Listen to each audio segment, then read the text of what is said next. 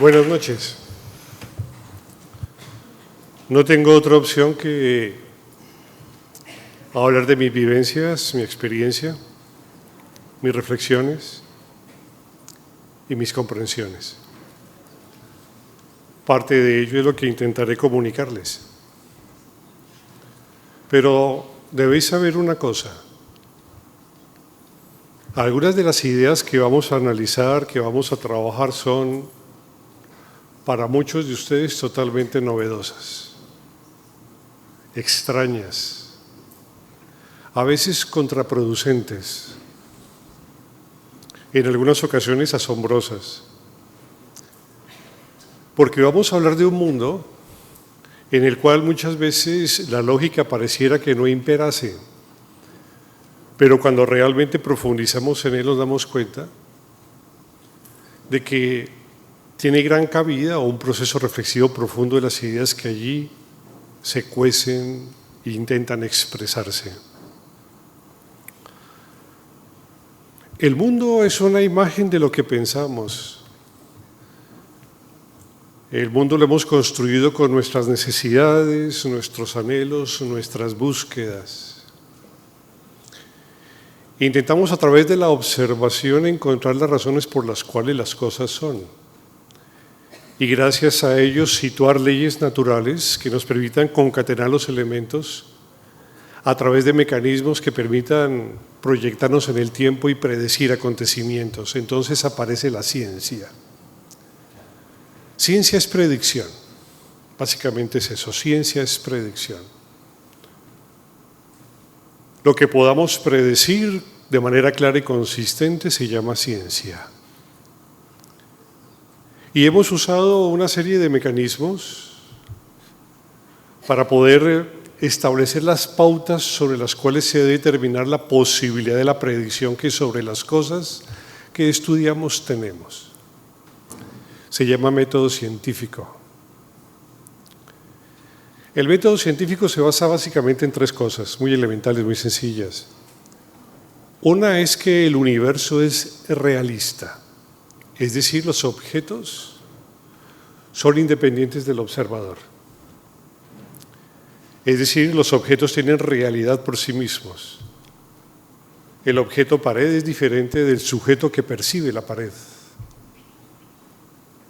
Y de esa manera se crea una dualidad básica, permisible, aristotélica, a través de la cual simplemente observamos, analizamos y conocemos el mundo. La segunda condición requiere básicamente que cualquier experimento que se realice bajo las condiciones que se han hecho puedan ser replicables, dando los mismos resultados.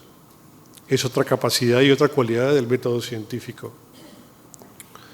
Y hay una tercera, y es que nada puede ir más rápido que la velocidad de la luz. Son más o menos las pautas básicas sobre las cuales podemos determinar una forma de encontrar elementos, cánones, que ofrezcan la posibilidad de predecir acontecimientos. Cuando hace unos 100 años apareció un nuevo conocimiento que se le llamó física cuántica, algunos de los elementos que se habían establecido como base sobre una apreciación totalmente científica empezaron a temblar.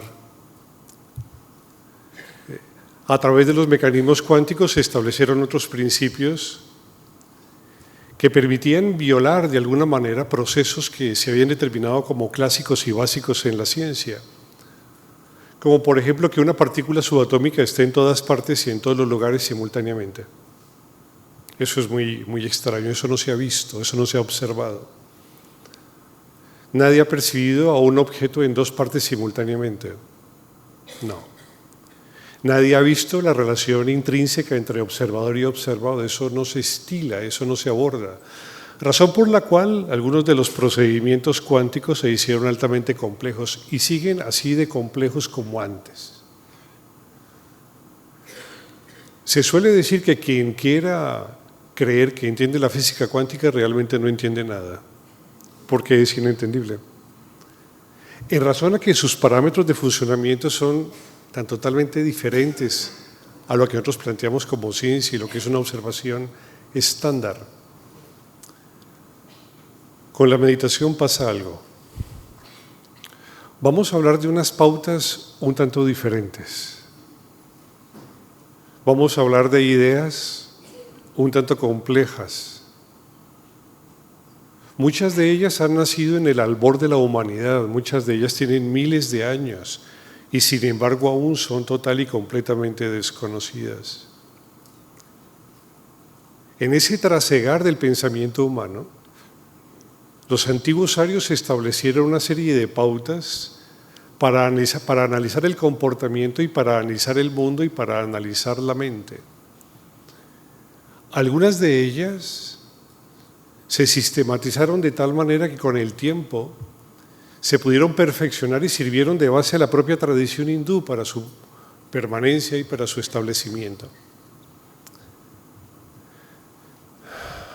Hace 30 años, hablar de meditación, por lo menos en mi país donde nací, que era Colombia,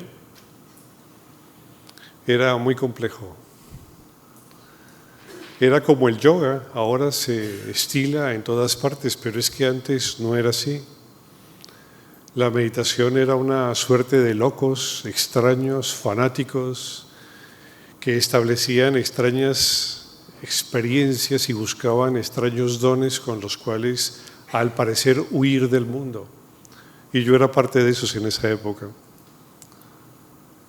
Y me enfrenté con la mayoría de los problemas que todos aquellos que lo hacían teníamos. Buscábamos pautas claras de la meditación, pero no había establecido mecanismos que fueran clásicos y que fueran seguibles fácilmente. No había un canon a través del cual pudiésemos homogeneizar nuestra propia experiencia interior. Pasaron los años, pasó la investigación, el análisis. Hurgué en un laboratorio, el laboratorio de la mente, de mi propia mente. Hemos visto que la mayoría de las personas son capaces de hurgar en los laboratorios de las mentes de los otros o en los cuerpos de las otras personas. Yo aproveché algo muy sencillo, me tenía a mí mismo, no tenía que pedirle permiso a nadie para hacerlo. Y me puse a trabajar en la práctica meditativa, en auscultar la mente, auscultar los procesos cognitivos y tratar de llegar de alguna manera a lo que sería la práctica meditativa. Ese fue siempre mi interés, fue la base esencial que me llevó a poder investigar sobre mí mismo. Y al final de algunos años llegué a conclusiones con base a las experiencias vividas que eran altamente paradójicas, porque no podían refrendarse con los mecanismos y los cánones que la psicología o que la filosofía estipula como válidos.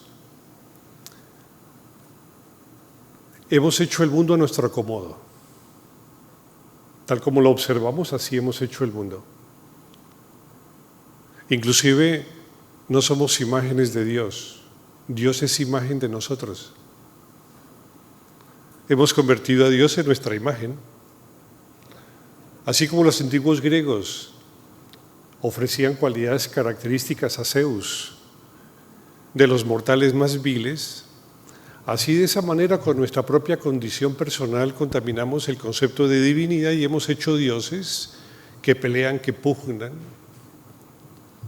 como si lo que realmente estuviésemos planteando es la vivencia de los propios humanos. Cuando intentamos introducirnos en la práctica meditativa,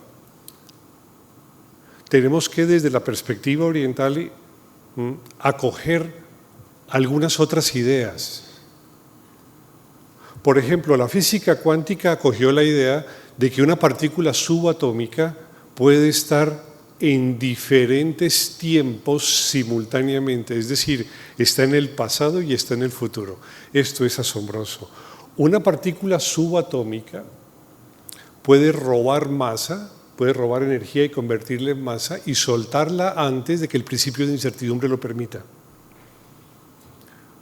Una partícula subatómica puede estar en diferentes lugares del universo. Inclusive se puede plantear teóricamente que está en todas partes del universo simultáneamente, mientras el principio de incertidumbre lo permita. Es decir, la física cuántica robó otras ideas, implantó otras opciones y gracias a ello expandió el pensamiento del ser humano a unas nuevas fronteras. En la práctica meditativa hay una forma de vislumbrar la realidad que es asombroso y que está planteada desde hace milenios y es una de las ideas más complejas, es una de las ideas más extrañas, es una de las ideas más exquisitas, pero a su vez es una de las ideas más complejas. Se llama la no dualidad. Desde la percepción occidental está tácitamente establecida la relación entre observador y observado como latifundios de cada uno y como situaciones diferentes. Es decir, se lo plantea como un axioma.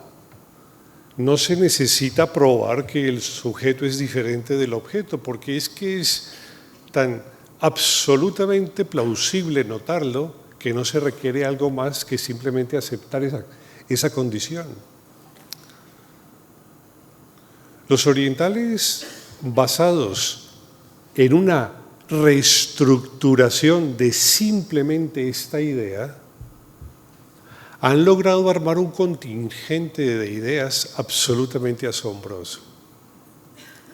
De este contingente de ideas se puede proyectar una terapéutica que intentaré cercanamente mostrarles y a través de la cual el ser humano puede de alguna manera acercarse y profundizar de manera viva y personal de una realidad que le es más propia.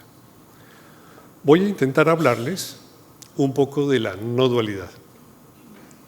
Este tema extrañamente también lo diserté hace un par de años en esta misma universidad ante una reunión de filósofos.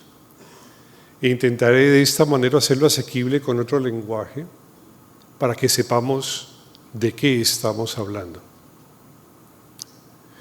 Vamos a plantear un nuevo paradigma.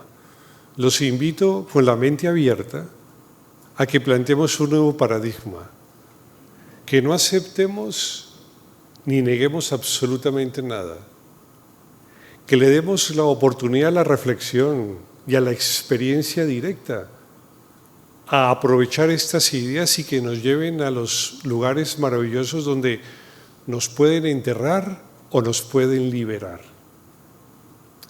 Y para ello entonces invito no a que crean, sino que avisoren la profundidad de una idea que es muy interesante, lo que llamamos la no dualidad.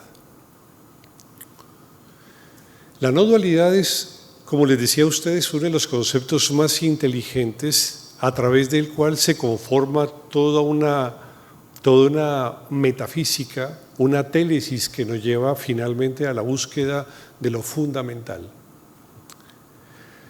La no dualidad tiene que ver con la existencia de observador y observado bajo la única condición de que se pueden percibir simultáneamente. No más, solo eso. El observador y lo observado pueden cognitivamente apresarse simultáneamente. Pero sigue existiendo el observador y sigue existiendo lo observado. La pregunta es, entonces, si el observador no se diferencia de lo observado, ¿quién conoce? ¿El observador o lo observado? ¿Quién posee el rastro de la conciencia?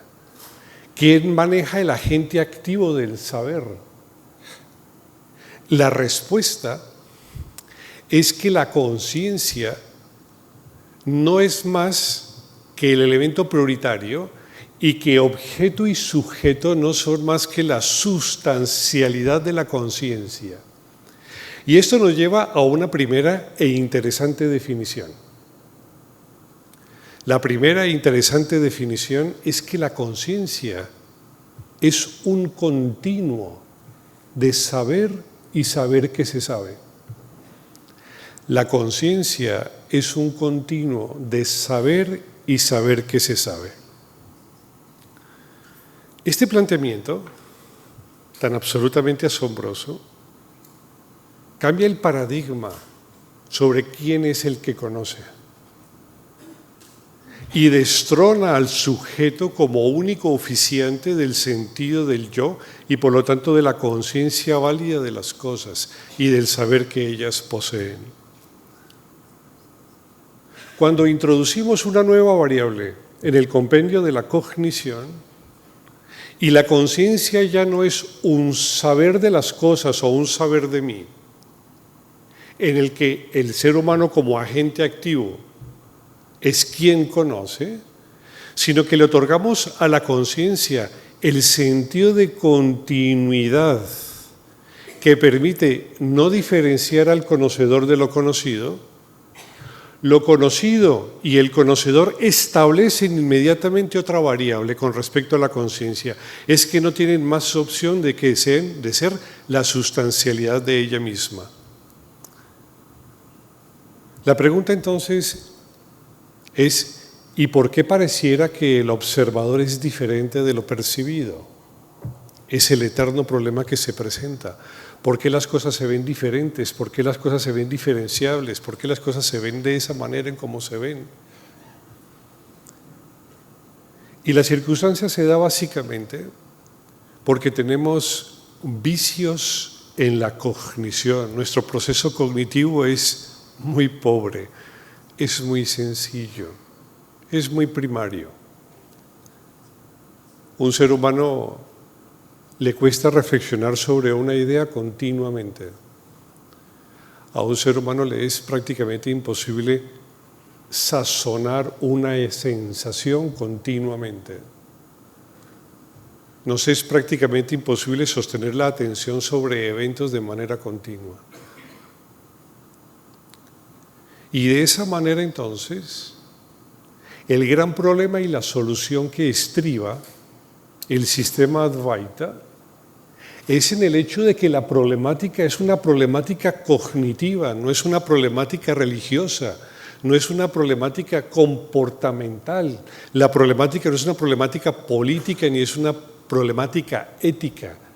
El problema de la separación entre observador aparente, entre la aparente separación de perceptor y percibido es un problema cognitivo y la única solución que deriva de ello es la solución cognitiva. Es decir, un recto saber, un recto conocer, un recto comprender. Las normas morales nos sirven para llegar a ser virtuosos, pero el planteamiento de lo válido sobre la moral, de qué es bueno y qué es malo, es profundamente paradójico y altamente relativo. Nadie ha podido, ni los más sesudos filósofos, establecer parámetros sobre la moral para determinar qué es lo bueno y qué es lo malo. Nadie, ninguna corriente psicológica, por más sesuda e inteligente, ha logrado establecer parámetros para determinar cuál es el correcto comportamiento o el incorrecto comportamiento de un ser humano. Porque al final, las variables que inundan la ecuación llevan a que ésta sea tan compleja que se convierta en relativa. Ninguna variable social, ni política, ni económica es lo suficientemente válida para sostenerse en el terreno del tiempo y el espacio. Nosotros en el Advaita hemos llevado la problemática de la búsqueda interior a un mecanismo netamente cognitivo. Es saber, es entender, es comprender. Y bajo este parámetro empezamos a entender un concepto que para nosotros es profundamente importante, y es el concepto de la atención. La atención. Porque la atención es el aspecto dinámico de la conciencia. El brazo armado de la conciencia es la atención. Donde atendemos, conocemos. Donde no atendemos, no conocemos. Donde atendemos, sabemos y aprendemos. Donde no atendemos, no sabemos ni aprendemos. Para solventar el problema de la aparente dicotomía entre observador y observado, para poder establecer como base esencial de la realidad a una conciencia en forma de un continuo no diferenciado, es decir, de eventos diferentes que existen pero que no se diferencian del perceptor, llevamos entonces al problema cognitivo y de ahí derivamos al concepto de la atención.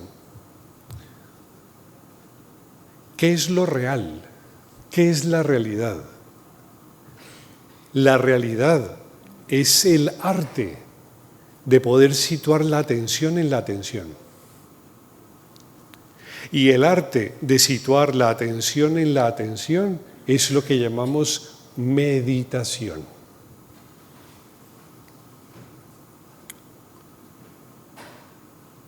¿Qué es la no dualidad? Para hacer un pequeño break y darles un respiro mental. Ustedes imagínense 2 gotas de agua que caen, o muchas gotas de agua que caen en la lluvia. Nos asomamos a la ventana, como ha pasado en estos chubascos últimos aquí en Barcelona, y vemos pequeñas líneas que van cayendo una tras otra, creando una especie de nube, ¿no?, de agua, de humedad.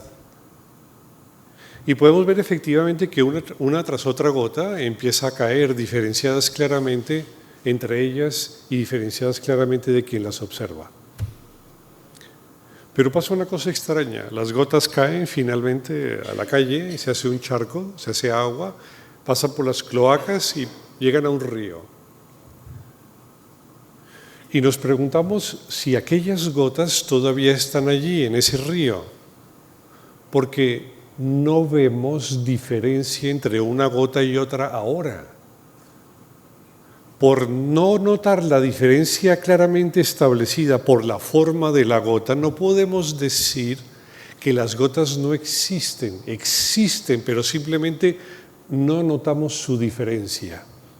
Porque están bajo un criterio diferente. Antes caían como humedad y como agua, pero el criterio era diferenciado.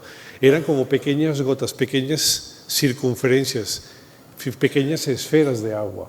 Ahora, al caer, todas se han juntado y van raudas en un río. Ahí hay miles de esas gotas diferenciadas, pero no notamos las fronteras entre una y otra. Notamos, eso sí, la diferencia entre quien las observa y quien son las gotas. Podemos claramente establecer todavía fronteras entre el río y quien la percibe. Eso sí podemos hacerlo, pero entre las gotas no podemos percibir fronteras. La atención se convierte en algo importante porque ella es el catalizador de las fronteras de la percepción.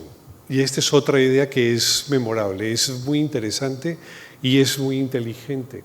Y se convierte en un elemento prodigioso para poder analizar lo que es la práctica meditativa. Y más allá de eso, la terapia, de la cual también hablaremos. Desde la perspectiva de la atención, lo que atendemos lo conocemos, lo que no atendemos no lo conocemos.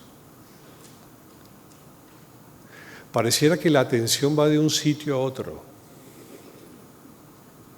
Pareciera que la mente produjese muchísimos pensamientos de todo tipo. ¿Han ustedes intentado alguna vez meditar? Lo que les digo claramente es que si lo han intentado, con seguridad no han podido. Porque en ese intento se han entrometido miles de pensamientos que no tienen que ver con lo que está pasando en ese instante en que ustedes quieren estar quietos. La mente es una vorágine. El sistema Vedanta plantea que los pensamientos son fronteras. Los pensamientos son fronteras cognitivas, campos cerrados, llamaríamos actualmente en la terminología que se está apareciendo cada vez más. Y que los objetos parecen diferentes por las fronteras cognitivas que damos. Voy a darles un ejemplo. Ustedes me pueden observar a mí, pueden visualmente observarme, pero puede que ustedes no integren, por ejemplo, en este instante que me estén observando, puede que no integren, ¿sí?, aquí a mi presentador.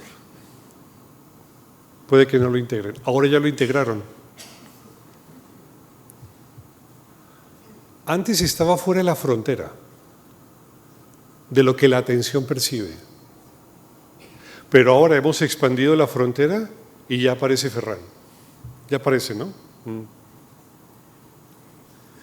Ustedes me pueden seguir observando y tal vez mi hombro izquierdo no aparezca claramente con el concepto hombro izquierdo. Ahora ya aparece. Ustedes establecieron fronteras que nosotros llamamos nombres y formas. El ser humano establece constantemente fronteras a las que se le llaman nombres y formas, y a esos tipos de fronteras nosotros le llamamos pensamientos coloquialmente en la psicología. La psicología no es más que el análisis de nombres y formas, las representaciones y relaciones que hay entre ellas. ¿Qué es lo que hace la práctica meditativa y qué es lo que hace la atención?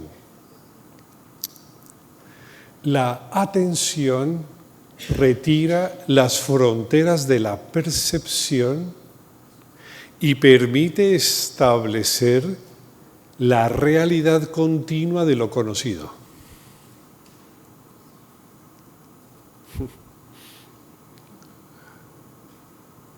Ustedes, por ejemplo, cuando miran las nubes y juegan a encontrar formas en ellas, lo que hacen es establecer pequeñas fronteras y dicen, eso es la cabeza de un caballo. Y la otra persona que está al lado de ustedes dice, no, no, eso es un edificio. La otra persona dice, no, no, eso es algo de comer, se parece a una paella que está un poco ya abierta, porque ya se ha comido de ella. Nosotros establecemos pensamientos y con ellos auscultamos el mundo. Estos pensamientos lo hacemos a través de lo que nosotros llamamos mente o proceso cognitivo, que es el elemento básico del proceso cognitivo, la mente-cerebro. Cuando nosotros percibimos el mundo, lo que hacemos es establecer fronteras. Ustedes cada vez que me perciben establecen fronteras auditivas, visuales, olfativas. Lo que la mente hace es estipular un campo de percepción y le da un nombre o le asocia una forma. Muchos de ustedes en este instante no asocian esto. Ahora ya lo asocian. Entró al campo. ¿Entró al campo de qué? Entró al campo de atención de ustedes. Ahora está aquí. Esto hace parte del campo que hay. En ese campo que ustedes están percibiendo hay colores. El color de la camisa, el reloj, las manos, la cabeza, el color del pelo. Algunas fronteras ustedes no establecen, otras sí, unas no, otras sí. Las que no establezcan no pueden pensar en ellas, las que sí establezcan ustedes pueden pensar en ellas. ¿Qué hace la atención? Cuando la atención se sostiene en un campo cerrado, es capaz de desvanecer las fronteras que hay en el campo cerrado y finalmente es capaz de deshacer las fronteras entre el campo y el perceptor del campo.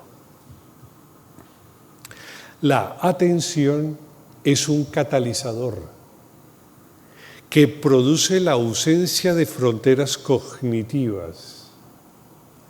Y parte de las fronteras cognitivas que aparecen o que son comunes y frecuentes, de las más conocidas, se llama yo. Es una frontera que establece propiedad con el objeto conocido. Mío es una frontera que produce propiedad con el objeto conocido, pertenencia con el objeto conocido, adueñamiento con el objeto conocido. Esas fronteras se establecen cuando ustedes conocen. Ustedes no pueden pensar en un objeto que no tengan mentalmente preestablecido. Tienen que aprenderlo y fijarlo. Tienen que fijar fronteras. La manera en cómo inicialmente crearon fronteras fue con el lenguaje. El lenguaje inicial en su niñez, el aprendizaje del lenguaje, fue el mecanismo que les permitió a ustedes establecer las fronteras más básicas. Y ustedes aprendieron lo que es el color amarillo, lo que es redondo, lo que es largo, lo que es bello, lo que es triste. Representaron con el lenguaje las miles de opciones que tienen para poder encerrar en la atención un campo cerrado con características diferentes. Y a eso le dieron un nombre, a eso le representaron una forma. Plantear que la conciencia es un continuo requiere necesariamente la ruptura de las fronteras cognitivas. Establece necesariamente la posibilidad de la ruptura de las fronteras cognitivas. Las fronteras cognitivas determinan el sentido de diferenciación entre los objetos conocidos.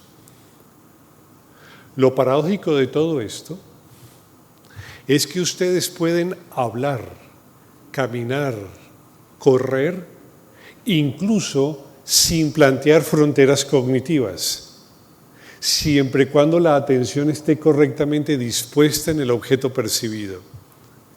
Entonces, deshacer las fronteras cognitivas no es deshacer la mente, no.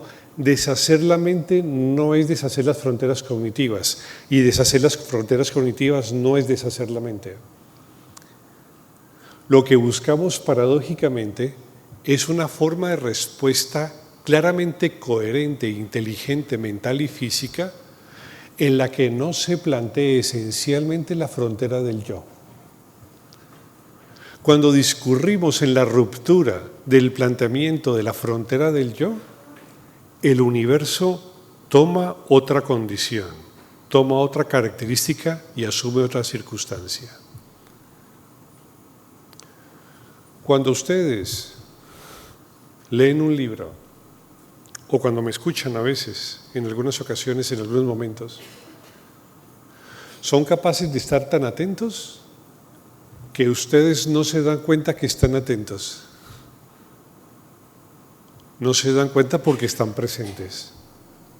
Han enrumbado su cognición bajo una estructura a la que le llamamos atención.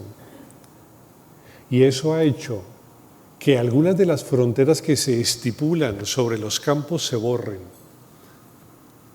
Una de las formas más claras, más consistentes de erradicar el concepto yo y las fronteras que lo estructuran es simplemente estar atentos.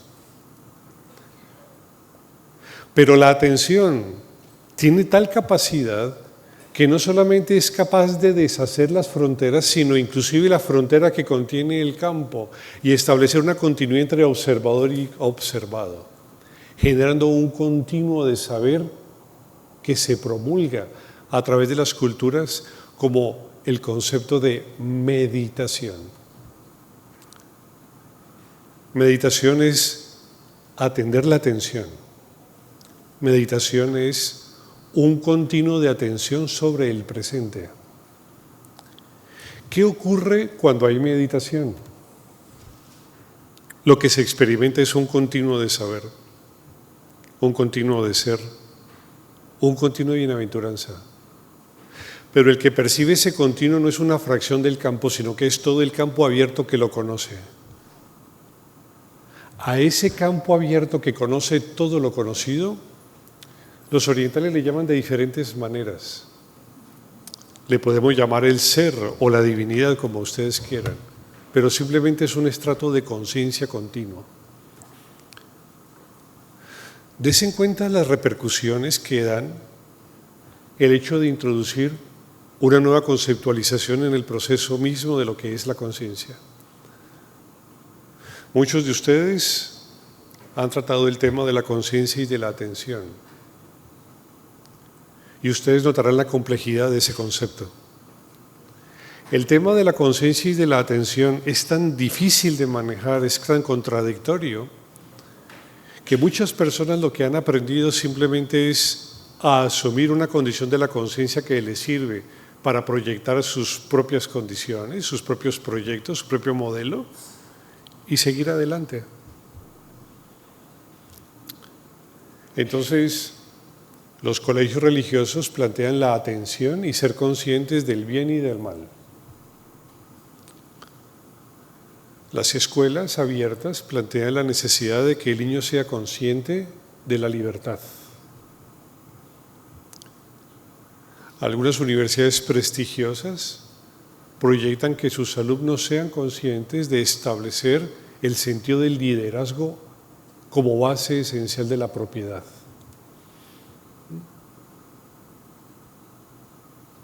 Y de esa manera entonces cada quien ve dirigida su necesidad a un entorno específico. Si nosotros planteamos que la conciencia es un continuo, nótenlo, parece extraño, ¿por qué? Porque eso quiere decir que esto conoce, quiere decir que esto conoce. No, si ustedes lo ven desde su particular y peculiar conciencia personal. Pero cuando ustedes establecen un vínculo con un objeto y ese vínculo cognitivo es tan absolutamente presencial que su atención se volca sobre él de manera constante, continua y permanente, se crea una diferente relación entre el objeto, de tal manera que el perceptor no soy yo y el perceptor tampoco es él. Una mezcla extraña de condescendencia en donde la conciencia adopta un rol diferente. Este objeto es no diferente del observador. El observador sigue existiendo, esto sigue existiendo, pero hay un nuevo rol. Uno de los conceptos más complejos que tiene la filosofía occidental, tal vez el concepto más complejo que yo he conocido durante toda mi vida, sobre abstracciones, es la no dualidad. Es fácil la cuántica. Son abstracciones, pero son muchas veces abstracciones matemáticas. Vas a estudiar un poco y se soluciona. Hay abstracciones artísticas, el concepto de la belleza, pero bien o mal hay la posibilidad de echarle muela a eso de alguna forma. Hay abstracciones filosóficas como el ser, la ontología, la metafísica, que envidiablemente son muy complejas porque no hay manera de atraparlas. Pero hay alguna abstracción que le gana a todas, es la de la no dualidad. Un poco le gana a todas por la extraña condición de su naturaleza, porque dependiendo de cómo se la define, pareciera que el universo cobra una condición totalmente diferente, extraña, paradójica. ¿Ustedes qué pensarán de las partículas subatómicas cuando entre ellas se toman una cañita? ¿Sí? Dice, vamos a tomar una caña, un cafecito. Y le dice una partícula subatómica a la otra, oye, ¿has visto cómo piensan estos humanos? Ellos están limitados por el tiempo. No saben que esta cañita ya me la tomé. Es más, esta cañita ya me la he tomado. Es más, esta cañita que me tomo con usted, el señor protón, a la vez me la estoy tomando con el señor electrón, el señor neutrino, el señor bosón y el señor leptón. ¿Cómo vería el mundo cuántico nuestra representación de la realidad? Un mundo en donde todas las partículas están en todos los lugares y en todos los tiempos. Un mundo en donde las cosas son, pero pueden aumentar de masa, pueden disminuir de masa, pueden prestarla, mientras tanto la naturaleza no se dé cuenta de ello por el proceso de incertidumbre. Cuando una persona empieza a practicar la meditación, es decir, está atenta a lo que acontece, atenta a lo que acontece, atenta al presente. Jóvenes, ¿qué es el presente? En este instante, ustedes podrían pensar en muchas cosas. Por ejemplo, que joder, ya faltan 20 para las 10, es hora de comer. Podrían pensar, por ejemplo, que algún familiar está enfermo y que toca ir a visitarlo. Podrían plantear, se me quedó prendida la plancha. Podrían pensar, por ejemplo, tengo unas ganas de rascarme el hombro, pero es que no quiero hacerme sangre. ¿Cuántas cosas podrían ustedes pensar en este momento? Infinitas. La pregunta es, ¿cuál merece ser pensada en este momento? Esa actividad que merece ser pensada, esa actividad que merece ser realizada, ese es el presente. Cuando ustedes poseen el suficiente discernimiento para determinar entre todas las actividades cuál es la que merece ser realizada, la que merece ser pensada, que en este caso es escucharme, para que sepan. ¿Sí? Si ustedes me escuchan, el nivel de relación de su percepción conmigo cambia. Cambia. Se establece otra condición. Las variables cognitivas se modifican y ustedes no saben que están allá sentados. ¿Estoy de acuerdo o no? Si por momentos están atentos a lo que digo y pueden permanecer en ese flujo continuo de atención a lo que merece ser percibido, es decir, en lo que no causa esfuerzo porque existe por sí mismo, porque no requiere la voluntad para poder proyectar la atención, sino que la atención se establece por sí misma. Si ustedes son capaces de atender de esa manera mi charla, mi comunicación, mis palabras, ustedes momentáneamente desaparecen. ¿Les ha pasado? Luego regresan y se ven sentados. Luego dicen, ¿dónde estuve? Luego dicen, joder, qué raras cosas pasan. Luego empiezan a pensar sobre otras cosas, se pierden y ya no se acuerdan de lo que iba en la dirección de la charla. Por eso repito varias veces para que los que se hayan ido, sí, los pueda recoger constantemente. Si ustedes me atienden y yo soy en este momento el presente que merece ser conocido, la relación cognitiva entre ustedes y yo cambia.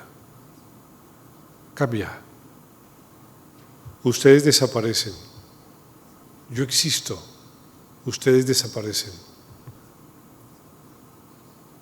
Pero si extrañamente esa circunstancia permanece, se arrecia la opción de otra forma de cognición que se reestructura nuevamente.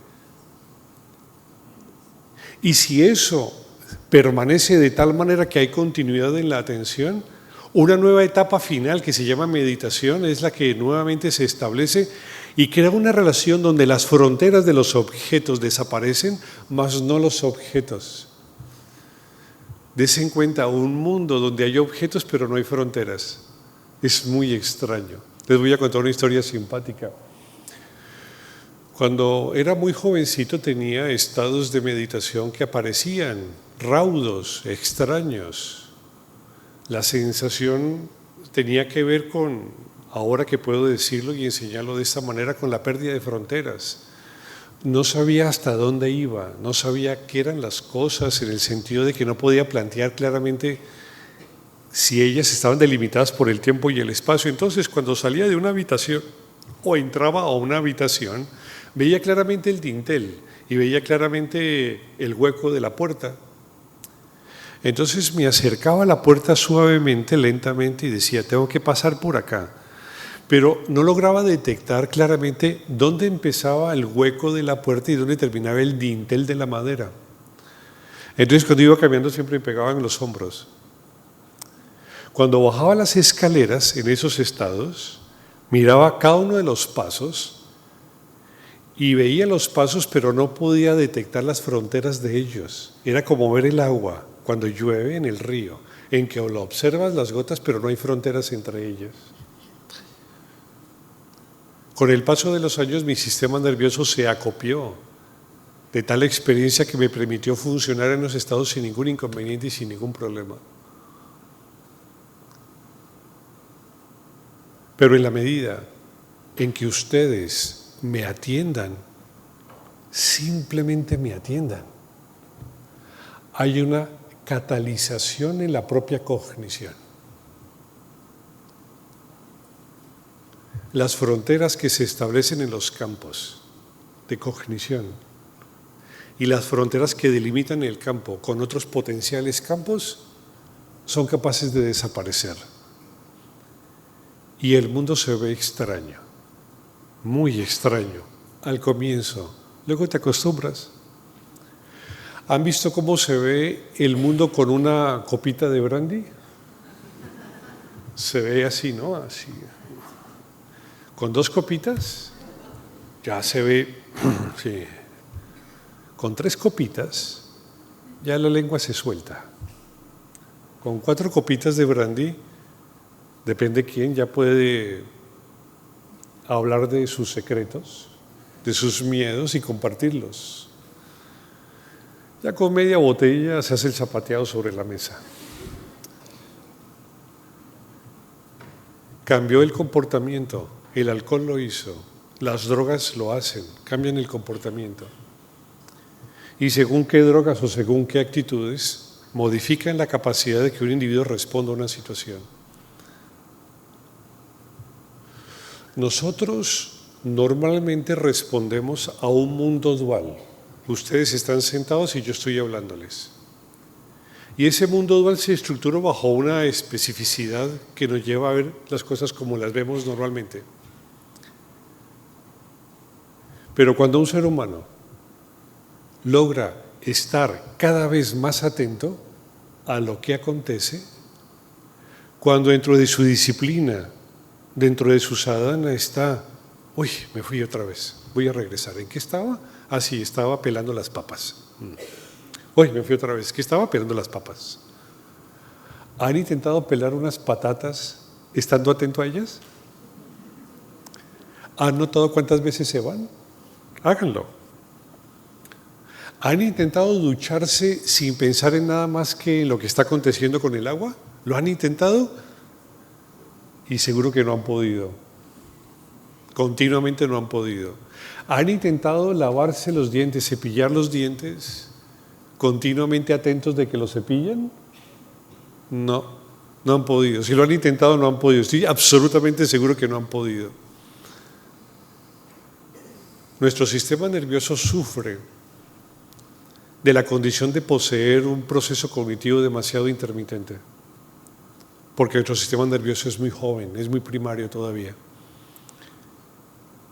Pero en aquellas personas que se ha logrado forjar la simpleza del don de la atención no esforzada, de estar presentes, cuando ya no hay esfuerzo volitivo, cuando simplemente la respuesta que se hace física o mental es la que se merece hacer, la relación entre los objetos, las fronteras establecidas entre ellos, colores, forma, peso, tiempo, espacio, y las fronteras que se establecen entre las fronteras entre el perceptor y el percibido se modifican. El presente es el catalizador, la atención es el catalizador. Por eso ustedes verán en que todas las antiguas tradiciones el presente es supremamente importante. Hay una historia que es muy simpática y que denota mucho este proceso. Es una historia zen. El zenin es muy diestro en este tipo de artes, el arte de estar presentes. Un maestro zen, un joven alumno zen de un monasterio tenía el trabajo de ir todos los días a recoger la leña con la cual pues se hacen los fuegos para hacer la comida.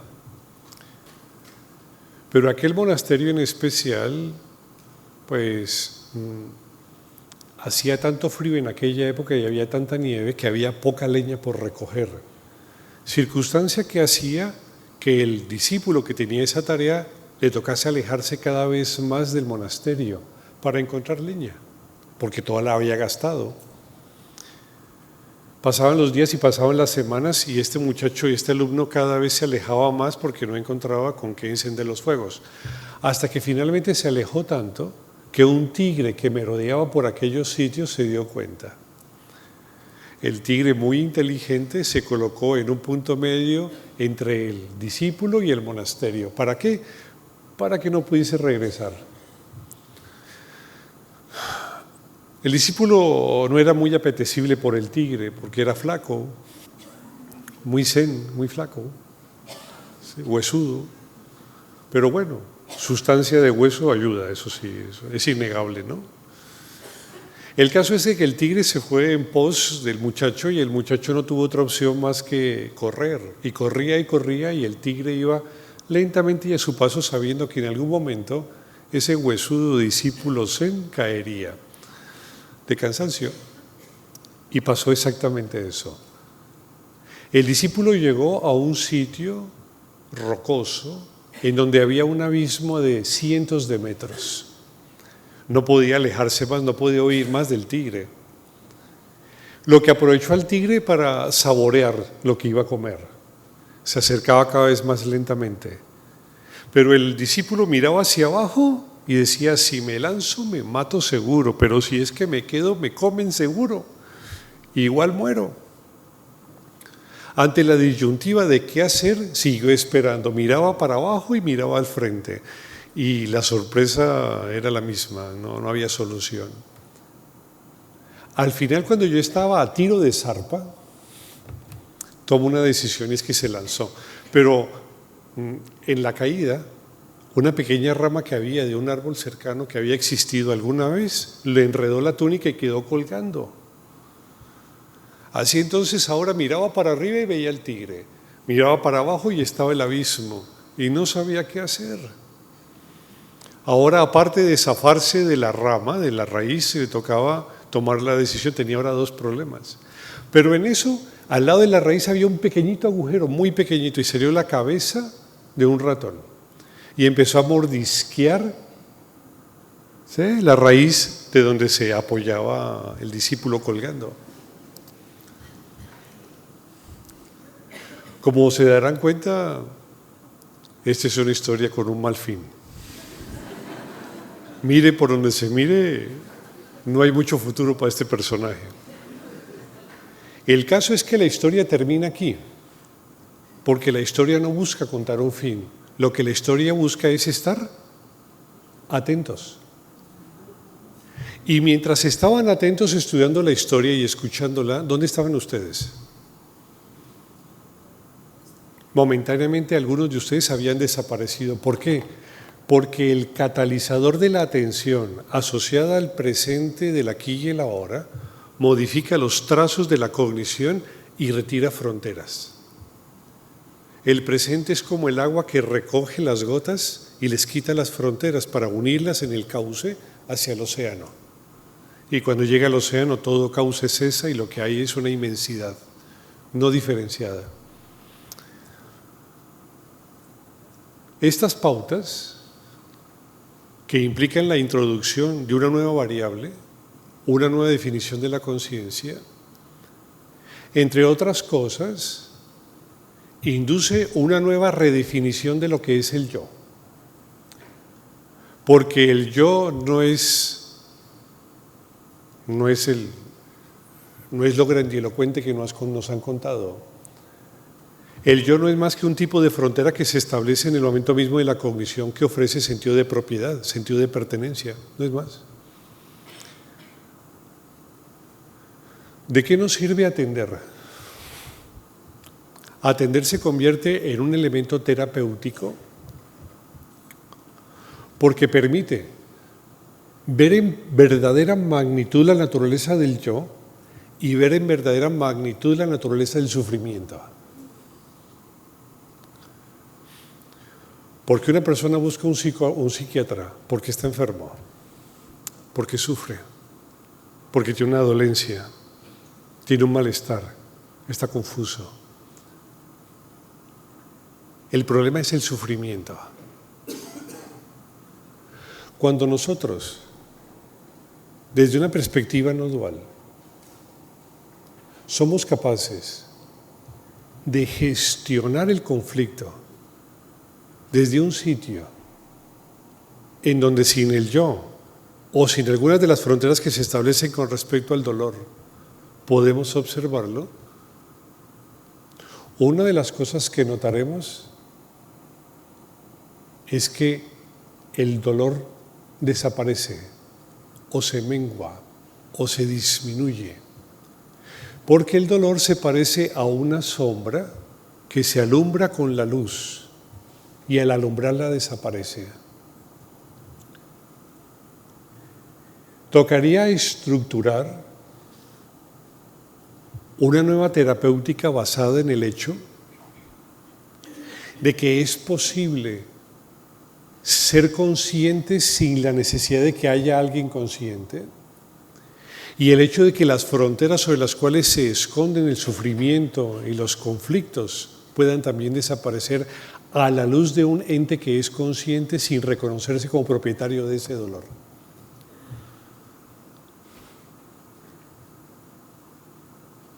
La mayoría de ustedes ve a ciencia cierta que yo soy diferente de ustedes. Pero cuando les conté el cuento, no sabían dónde estaban ustedes y dónde estaban yo, no se lo planteaban. Porque el problema del sufrimiento es la aparición de las fronteras cognitivas que hay en los campos de percepción. El problema de la cognición y el sufrimiento deviene del fraccionamiento que hay en los procesos cognitivos y la multiplicidad de eventos que aparecen en un campo. Tener yo es símbolo de fraccionamiento, tener yo es símbolo de rompimiento, es un puzzle, es un rompecabezas que se empieza a estructurar con fronteras. ¿Qué es sanar y qué es terapéutica? La terapéutica consistiría básicamente en reintegrar las partes, cosas que hacen el saber y el amar. Hay dos elementos terapéuticos profundamente interesantes: saber y amar. Porque el saber integra en el conocimiento y el amar integra en el sentimiento. En la medida en que podemos deshacer las fronteras que se establecen en la propia cognición, tendremos la capacidad de avisorar otras formas de realidad. ¿Ustedes se imaginan lo que es cerrar los ojos y percibir fronteras y percibir la ausencia de fronteras más allá de la visión normal? ¿Saben lo que es cerrar? ¿Saben lo que es estar atentos y escuchar los sonidos que están más allá de la audición normal, de los límites auditivos, de los kilómetros de audición? ¿Ustedes se imaginan lo que es el tacto? ¿Poder percibir lo que está más allá del tacto? ¿Ustedes se imaginan la vorágine de percepciones que se da en una persona cuando las fronteras de los objetos desaparecen y la relación entre observador y observado cesa? Entonces se convierten en universos, se convierten en infinitud, se convierten en eternidad, se convierten en cosas que están más allá del tiempo. Podrán ver entonces raudales de amor que en forma de tsunamis crean universos enteros. Y podrán ser perceptores de una realidad que conscientemente está en todas partes y en todos los lugares. Eso es estar presente, eso es estar atento y eso es meditar. Pero las condiciones de la meditación nos llevan a poder avisorar los pensamientos de una manera diferente. Las personas padecen el sufrimiento. Las personas padecen el sufrir. Lo que las personas no saben es que la frontera de dolor se puede deshacer con un tipo de presencia que haga que el dolor cobre una tesitura diferente.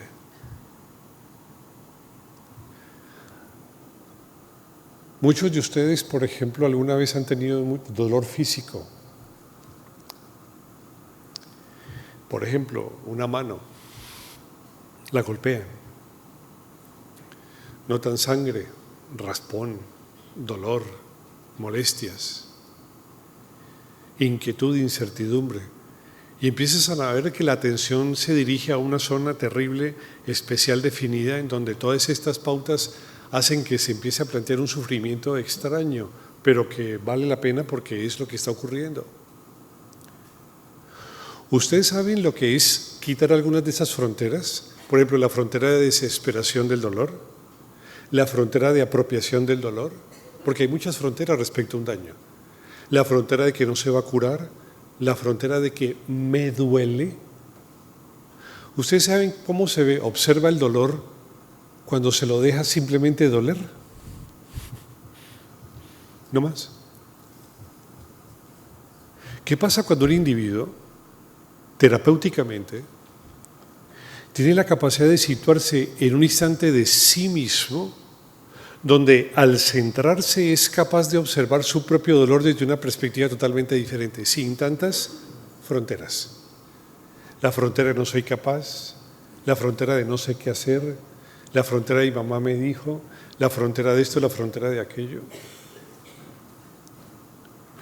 Y esa ausencia de conflictos al percibir un objeto, ustedes le llaman insight, un estado pleno, momentáneo de comprensión.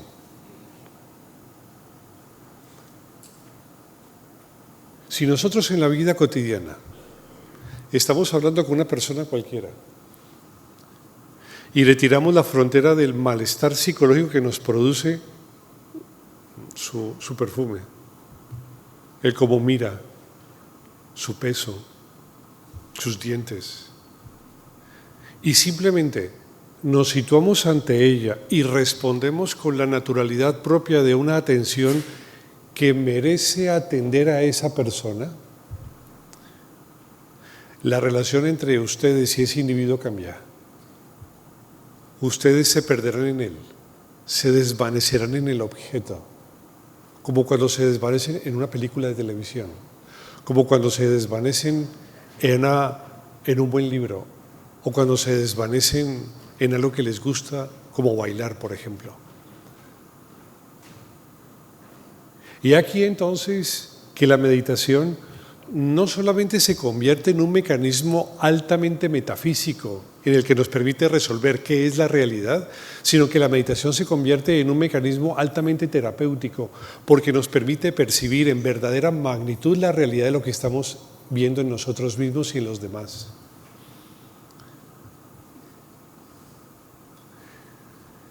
Si le dijera a alguno de ustedes, por favor, siéntese aquí y haga un resumen de mi conferencia, dirían, joder, ya. Querían fronteras, miedo, angustia, temor, yo no entendí, yo no quiero, mejor me voy, que no me mire. Ustedes constantemente, cuando me observan, están creando fronteras. Las primeras que crean las produce el lenguaje. Ustedes quieren entender mis ideas y por eso usan las fronteras del lenguaje para crear conceptos y entender.